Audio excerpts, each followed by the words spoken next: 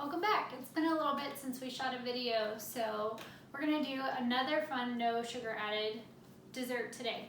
So it's like a healthy snow cone. It's called a Granita, and it's gonna have 3 ingredients. Very simple. So we have a melon, which this is a sweet, I think it's a sweet Texas melon. I can't remember what the name is. The recipe says you can use a cantaloupe to really get a pretty color. This is what they had featured at the store, and it's a really nice sweet flavor.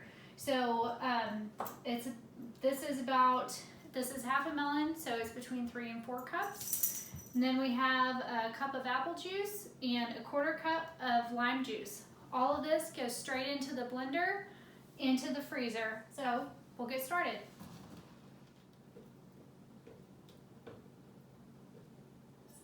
Showing 4 cups in our blender. So half a melon, a cup of apple juice, and a 1/4 cup of lime juice. And this will just help to really accentuate those flavors and blend until smooth. And we'll pour straight into our pan. The bigger and shallower, the faster it'll freeze. I'm going to use this square size just to conserve space in my freezer.